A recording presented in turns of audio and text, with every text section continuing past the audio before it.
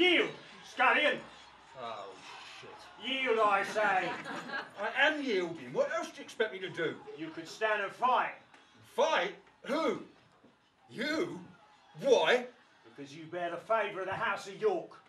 Well, is that the only quarrel that lies between us? It's enough, isn't it? We are easily reconciled. There's many a changed sides in these wars. Why should I trust you not to draw your sword? Why, sir, this is something short of a sword, as I see your splintered shaft is something short of a halberd. True. Yeah. As a warrant of my good faith, I will exchange my weapon with yours, upon which you may judge whether we fight or no. Very well.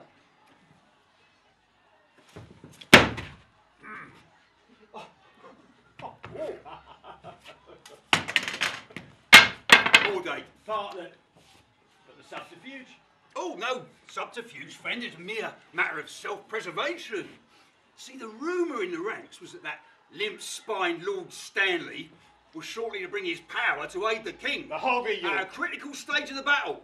Which could have turned the tide against our force. Exactly. So? Well, there being no sign of him and the engagement becoming somewhat hot, I deemed it only sensible to, fly the field of battle. let's just say, withdraw my services. I saw in the beginning of the day, I had some wish to see out its end. Ah. You? Me? My motto is to join a battle when it's just ending, and a feast when it's just beginning. A wise principle. Oh, I would not so much mind being a soldier, if it were not for those vile guns nowadays. Do more damage to the gunners than those they fire at. I'd rather face a swarm of arrows. You, see much action then, have you? Over 20 years' service. Towton? No, missed that one, thanks be. Bloody abattoir down there, by all accounts. Our lot were caught in a narrow river gully. They reckoned you could cross the water on the dead body. England, eh? Our red and butchered land. Out of all good governance. A civil war, innit? Sons killing their fathers, fathers slaughtering their sons. And all because rival kings keep fighting for the crown. No, we do the fighting and most of the dying. They ride up and down in fancy armour. Though I have seen many now dismount and fight on foot. Huh. Only because word got around that they'd stayed on their horses and they could more easily run away. Yeah. Time was when a king vowed he'd die on the battlefield rather than be ransomed. When our throats are cut, he may be ransomed and we none the wiser. True. So, how long you been in these wars? Not since Tewkesbury, fighting you rebellious Lancastrians and that shameless French gullet, Margaret of Anjou. No, sir. You're only a rebel if you lose. If you win, you have bravely overthrown an evil usurper. Yeah, but you've lost many times over the years. Perhaps today. No, never. And yet you, Oh, well, of course, it was all supposed to be finished after Tewkesbury, what with Henry and the Prince dead, and the Queen dispatched to France. Lancaster was supposed to be over. could have gone the other way, you know. Yeah? Oh, yes. That horse-son Lord Norfolk didn't move from his marvellous strong ground. Bit like now with your Stanley. And yet here we are again. Well, they are. Slitting throats and chopping off heads, and what for, eh?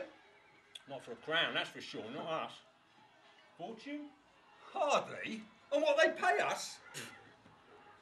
Fame? Ah, who can remember Mordrake and Partlet in a few years, or a few months? Not a few days, probably. So what then? Honour? Nah, just a word, that. A word in the air. Honour won't sew your arm back on or stop the pain of a sword thrust. The ones who died last time might have had it, but they'll never know. Quite. So, if there's no honour in fighting, is there honour in not fighting? Well, I don't claim any honour for letting my feet do better service than my hands. Of course. In the end, we all fight for whoever his lordship supports at the time. Which is the one he hopes will win, of course. Of course. If he loses, he's dead, like the rest of us. So he urges us on with the same old cries. God and St. George. You too. Yeah. Our ancient word of courage, fair St. George. Then in the name of God and all his rights, Advance our standards. Draw your willing swords. And set upon our foes. The thing is, of course, no matter who wins, God and St. George claim the credit. Cunning bastard. Well, didn't bring out the sun today for either side. No. So it was bound to be a black day for somebody. How goes the battle, I wonder? Getting a bit too close for comfort from that sound. A large amount of forces charging down Ambion Hill. What, from the right? Yes. Oh, the proud panoply of war. Before the limbs fall off and the blood flows. Well, that's the king, I believe. Now there's heavy fighting. Just the other side of that marshy ground down there below us. You don't want to get caught in that, any of you? Can you make out the colours? Not clearly. Both standards seem to have gone down. Now there's a large force starting to move from the right, going forward.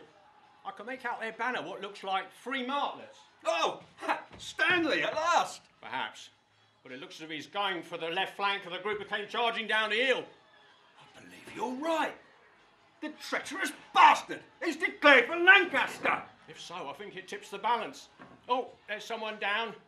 His horse is floundering. I told you not to get into the swamp. Oh, but he's back on his feet. Look, he's fighting like a madman. Against a whole mass of foot soldiers? No chance. Oh, there goes his helmet. Hope his head's not still in it. If that's King Richard, the day is lost. If that be so, I am no longer a rebel. Oh, I see the Welsh dragon has been raised. Welsh? That will be our Henry Tudor.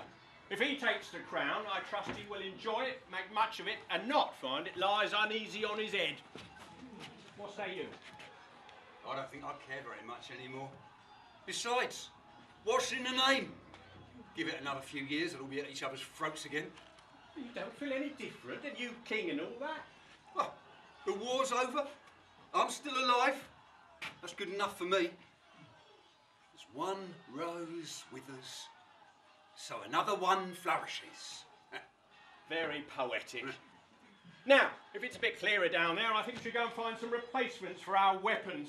There are many who have, what shall I say, outlived their need of them. And we may at least look the part. We may wink and hold out our irons. What would we have done, you and I, if the battle had gone the other way, I wonder? Oh, much the same, I should think. Only I would have been the one turning his cap inside out. You know, they could bring the two together. The colours, the red and the white. The two sides coming together like. Nah, I'd never catch on.